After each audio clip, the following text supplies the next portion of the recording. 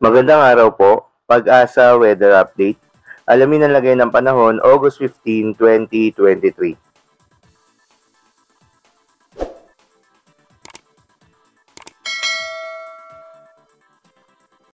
Magandang umaga sa ating lahat. Ngayon ay August 15, 2023 at narito ang update ukol sa maging lagay ng panahon sa susunod na 24 oras.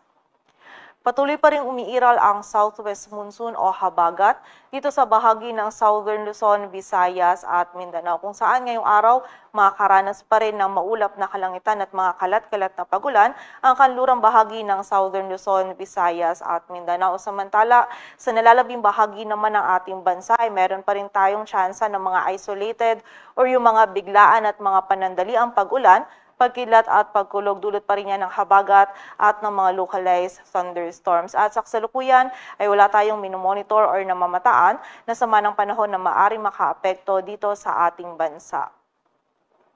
At para nga sa maging lagay ng panahon ngayong araw ng Martes, maulap na kalangitan at mga kalat-kalat na pagulan pa rin ng mararanasan dito sa bahagi ng Palawan, dulot yan ng habagat. Samantala, dito sa Metro Manila maging sa nalalabing bahagi pa ng Luzon ay magiging bahagyang maulap hanggang sa maulap yung kalangitan dahil medyo po mahina yung epekto ng habagat dito sa area ng Luzon ay makakaranas pa rin tayo ng medyo mainit na panahon sa tanghali, ngunit mataas pa rin po yung tsansa ng mga isolated na mga pag-ulan, pagkidlat at pagkulog, lalong-lalo na yan sa hapon at gabi, and also tuwing madaling araw ay posible din po yung mga ganyang pag-ulan ng mga panandalian at mga biglaang pag-ulan. Kaya wag pa rin po natin kalilimutan yung mga pananggalang natin dito sa mga biglaang pag-ulan nito, and also ang ating mga regional offices ay nagpapalabas din ng mga thunderstorm advisories or mga babala ukol sa mga pag-ulan nito. Agwat ng temperatura dito sa Metro Manila ay mula 26 to 32 degrees Celsius.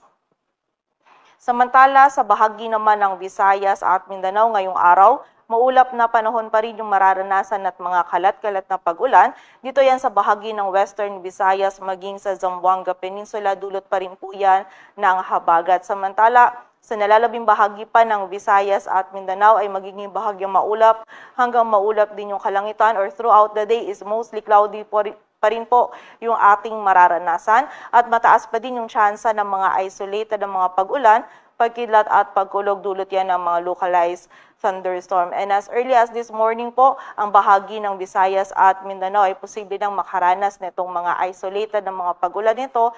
At during severe thunderstorms, posible pa rin po maging katamtaman hanggang sa mga malakas yung mga pag-ulan na maaaring magdulot ng mga pagbaha at pagguho ng lupa. So pag-iingat pa rin po para sa ating mga kababayan.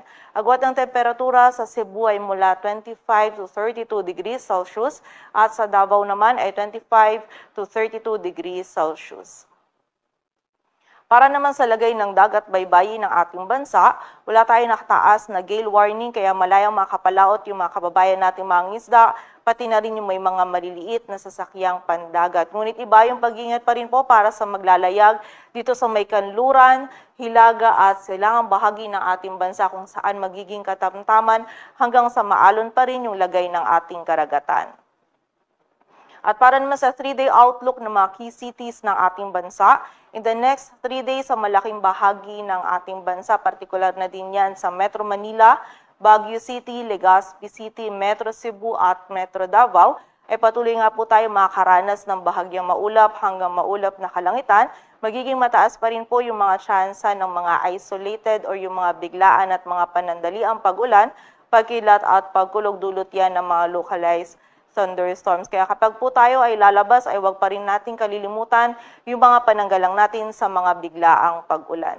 Agwat ng temperatura sa Metro Manila ay mula 26 to 33 degrees Celsius, sa Baguio ay 16 to 24, Legazpi City ay 25 to 33 degrees Celsius, Metro Cebu ay 25 to 33 degrees Celsius at sa Metro Davao naman ay 25 to 33 degrees Celsius.